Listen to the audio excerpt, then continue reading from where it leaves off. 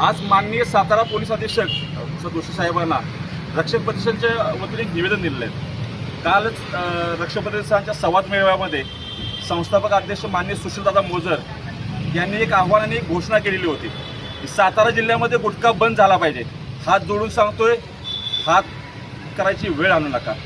त्याप्रमाणे आज आम्ही सर्व पदाधिकारी सातारा जिल्ह्यातील रक्षक प्रतिष्ठानचे माननीय एस पी साहेबांनी निवेदन दिले की गुटखा तो सर्रास विक्री चालला आहे, म्हणजे छोट्या छोट्या टपरीपासून ते मोठ्या दुकानापर्यंत आणि शाळा कॉलेज याच्या एकदम जवळ, जेणेकरून लहान मुलं त्या व्यसनाधीन व्हायला लागलेत।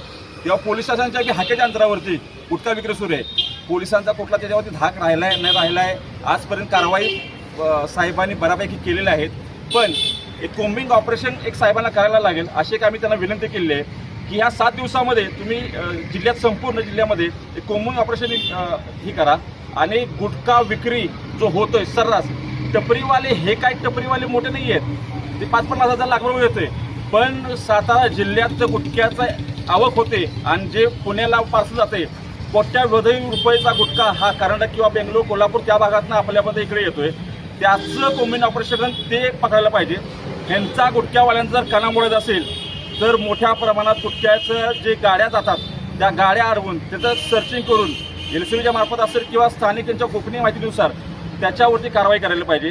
व्यसनाधीन सातारा होत चाललं आहे। साताराचं नाव राजधानी सातारा म्हणून एक आदरानं घेतलं जातं।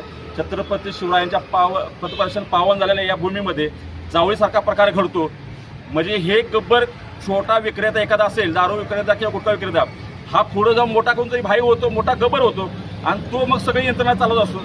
अशा प्रकारचं एक दिसून येते। तर माननीय SP साहेबांना आम्ही विनंती केलेली आहे की तुम्ही 7 दिवसामध्ये ह्याच्यावरती तात्काळ कारवाई करावी, कोम्बिंग ऑपरेशन करून।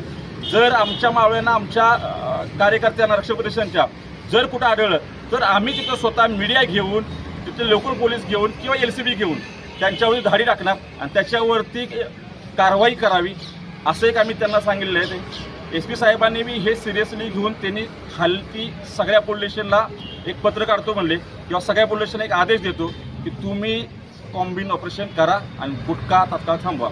जर नाही झालं तर रक्षक प्रतिष्ठान ह्याच्यावरती तीव्र स्वरूपाचं आंदोलन करेल, एवढं सांगतो। जय हिंद, जय महाराष्ट्र।